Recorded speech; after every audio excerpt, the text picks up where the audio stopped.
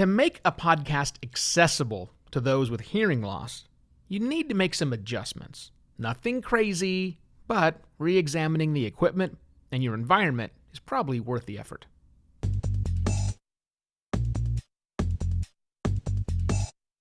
Hello and welcome to another podcast Pontifications with me, Evo Terra. Today I'm continuing to bring up and raise the point of accessibility in podcasting, specifically for those of us with hearing loss. Now today I want to talk about equipment and environment. I want to get practical. I want to get down into the things that teach you, that show you, explain to you what needs to happen in order for you to make sure that your podcast is accessible. So I'm going to do that. You're going to get very detailed information from me. However, something to remember is this is not a how-to show. This is much more of a why. This is much more of a broader picture. So keep that in mind as we go through this. Equipment and the environment matter when making a podcast, and certainly have massive implications when you're trying to make that podcast accessible. And by accessible, I mean audible. Every part of your podcast episode should be enjoyable by everyone who listens to it. Not just those with pristine hearing, and not just those who happen to sit in a perfectly quiet room all the time. Accessibility improves your podcast's listenability for everyone. Okay? Let's talk about the equipment that you're going to need. Of course, I'm thinking about things like, microphones. Microphone's job is to pick up the sounds you are recording. So you're probably wondering, all right, Evo, you're going to tell me right now, what's the microphone I should get to make sure my podcast is accessible? Well, I'm going to disappoint you because I'm not here with that kind of a recommendation. Look, the right microphone is the right microphone. I've always said previously that the right microphone for you to get started in podcasting is the one that you own. And then as you go further and further up the chain, you might gravitate to a higher quality microphone all the time. That's great. That's fine. But I don't have a set recommendation for in which microphone it is because it's not just a microphone. Every microphone is different to every person's voice. What works for you may not work for me, and vice versa. More importantly, the microphone that works for me sitting here stationary in my studio, used by a person who's been trained never to go off axis, means I can get away with a lot. Last week when I recorded the little mini-series from Podcast Movement, I used a $30 microphone. And it sounded very good. Well, it sounded pretty good. I mean, I picked out some things I didn't like about it, but it sounded pretty good because I can stay on axis. If you can't, or if the voice talent you're recording can't stay on axis, then a good quality dynamic microphone like this Shure SM7B may not be for them. You might even consider a headset microphone for them, and I never recommend headset mics. However, if you're someone who likes to get off axis, move their head around a lot when they talk,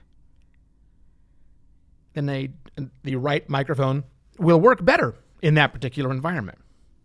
Also, if you're buying super high-end crazy condenser microphones and you're recording in hotel rooms, stop.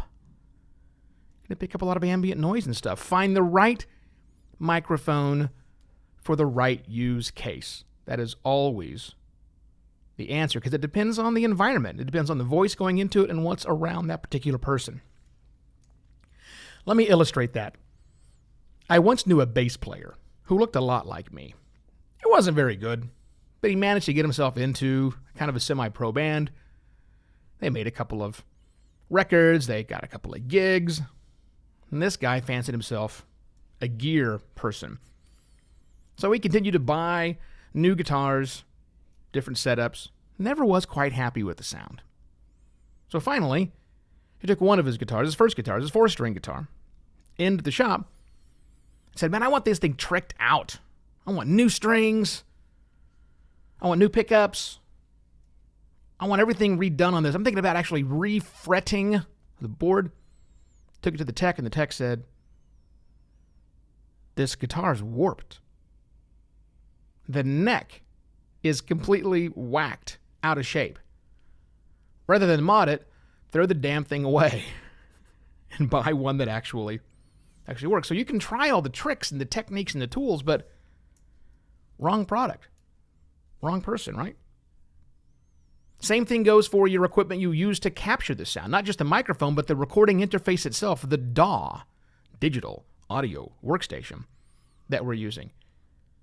If you're using free or cheap DAW, you can do a lot with a free or a cheap DAW to a certain point. But when you start trying to layer in lots of voices, multiple microphones, removing noises in the room, or just generally trying to produce a good quality product, you're going to run into the limitations of that product. Because products that are free or cheap, well, again, I know people who can do amazing things with free and cheap software. But free and cheap software are designed to get you to use it, not get you to use it correctly. But don't assume I mean go to the other end. Don't go buy Pro Tools. You don't need Pro Tools. You won't know how to use Pro Tools, to be really honest.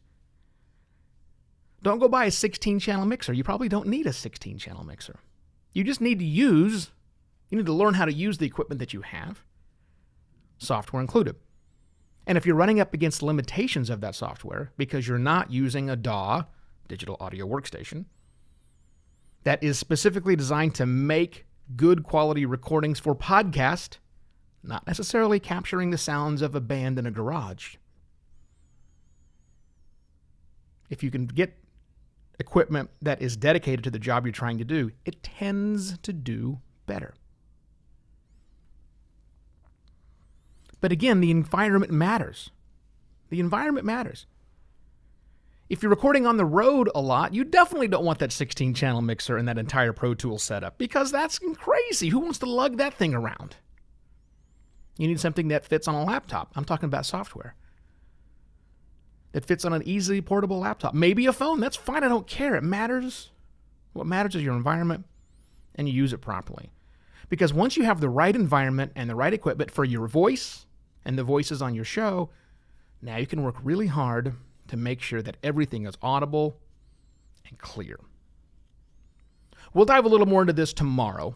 I've got more things to talk to you about when it comes to equipment. Because tomorrow I'm getting specific. Tomorrow I'm going to talk about some plugins and stuff you actually might want to use. Give you an understanding of how this all works together. Hey, before I go, again, buymeacoffee.com/Evo Terra. Yep, buy me a coffee since you're probably not going to buy my services.